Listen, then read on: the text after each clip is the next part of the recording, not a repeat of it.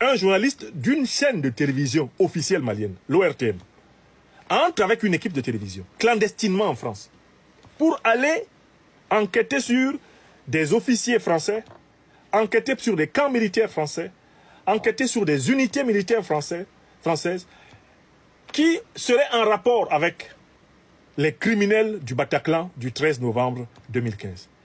Comment, non seulement l'opinion française, mais comment les officiels, le gouvernement français prendrait la découverte d'une telle démarche? Est-ce qu'un journaliste africain peut clandestinement, au nom d'un État africain, entrer en France pour mener un reportage sur les questions sécuritaires françaises sans conséquence? Est-ce que c'est possible sans conséquence? C'est juste inimaginable. Ce serait un scandale absolu. Tout le monde le sait, n'est-ce pas?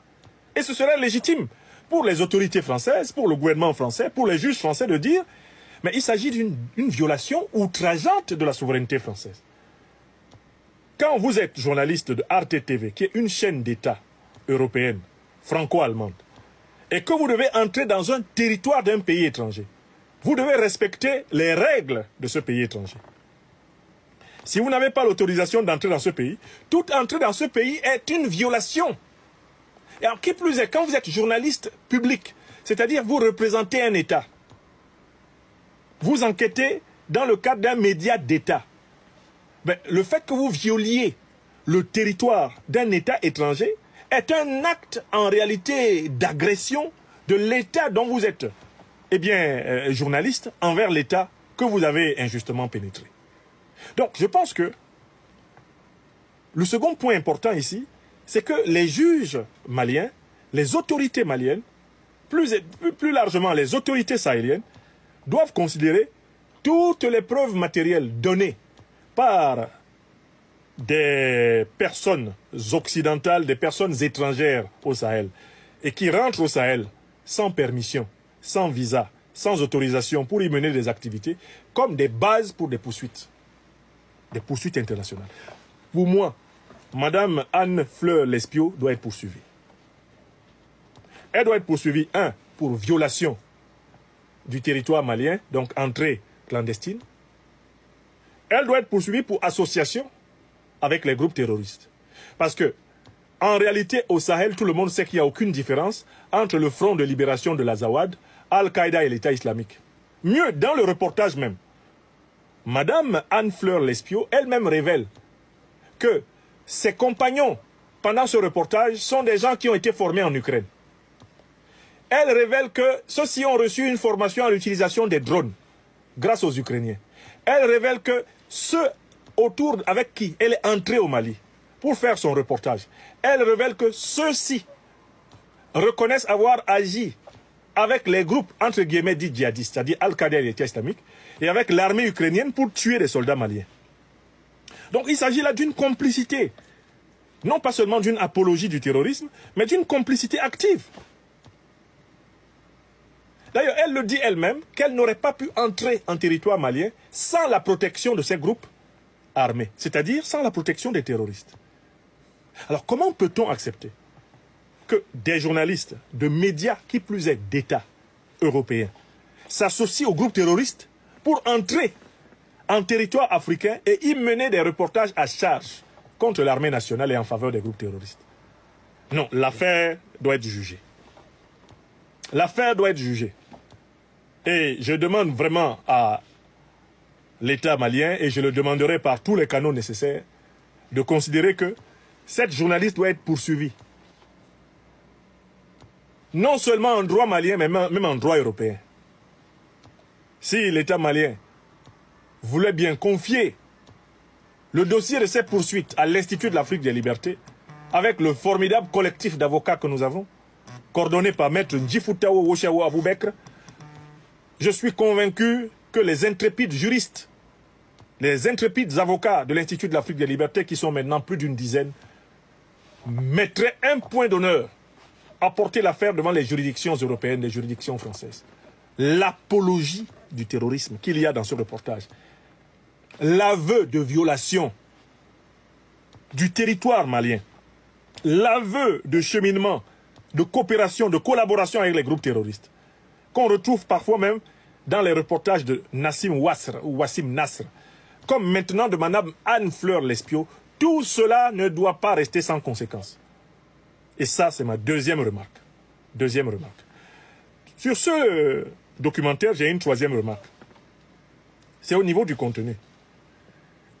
Madame Anne Fleur Lespio donne l'impression de donner la parole dans ce documentaire à de soi-disant indépendantistes, de soi-disant sécessionnistes qui voudraient défendre les droits humains, les libertés fondamentales d'un soi-disant, et non moins imaginaire, peuple l'Azawad. Il y a un petit problème. Nulle part dans le documentaire, il n'est fait un effort de retracer l'histoire de cette revendication sécessionniste et indépendantiste. Nulle part dans le documentaire, Madame Lespio ne fait l'effort d'étudier les personnages qui incarnent les différents mouvements.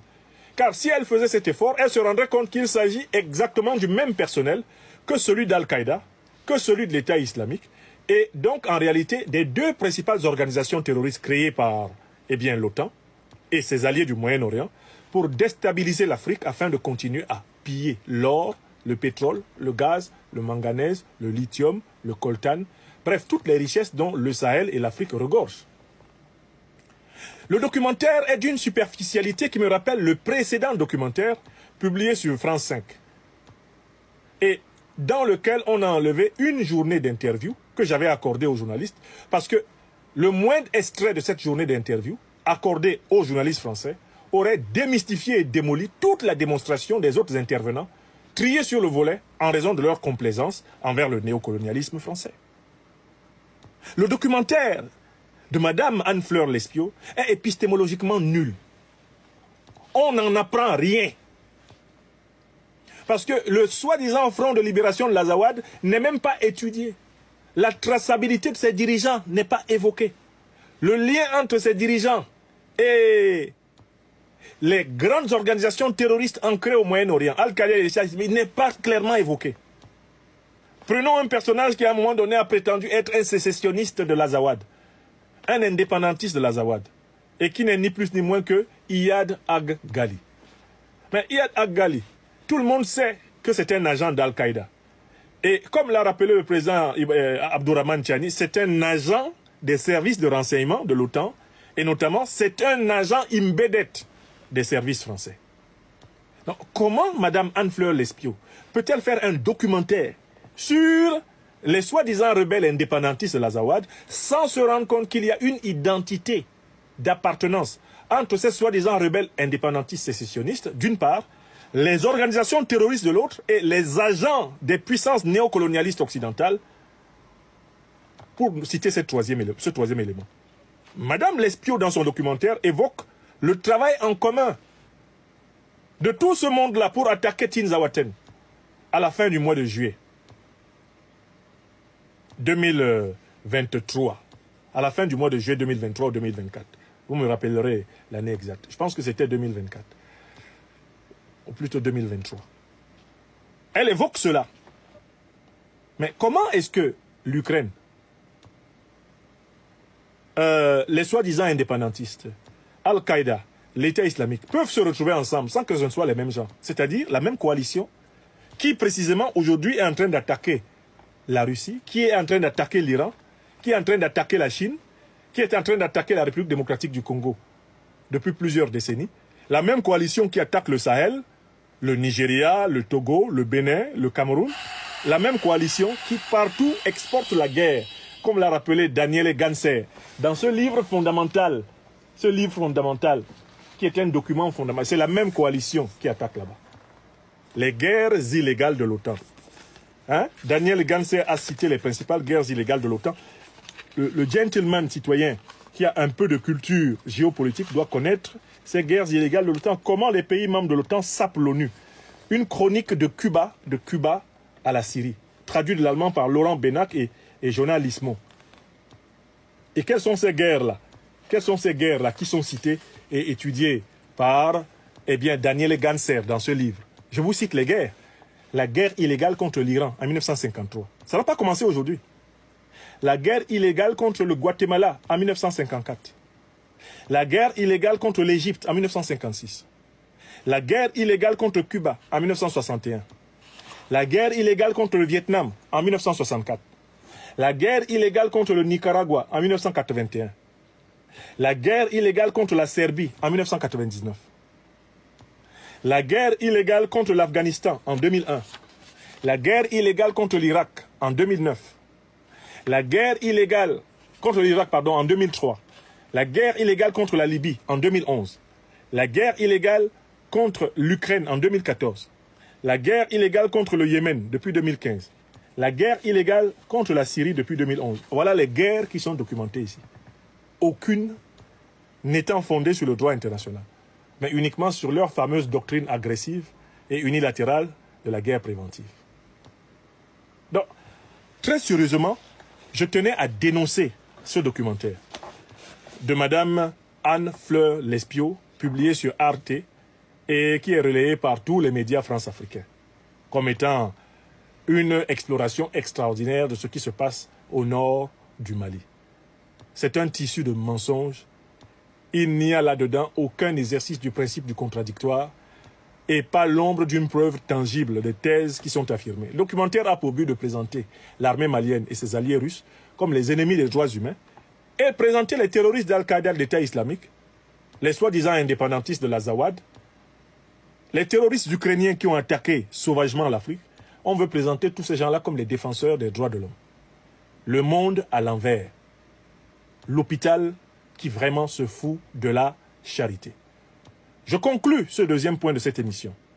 J'appelle les autorités maliennes à engager des poursuites judiciaires pour la violation du territoire malien par cette journaliste associée aux terroristes.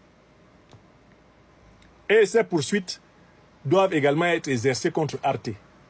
Car nous autres Africains ne pouvons plus tolérer des violations délibérées du territoire africain par des gens qui viennent nous donner des leçons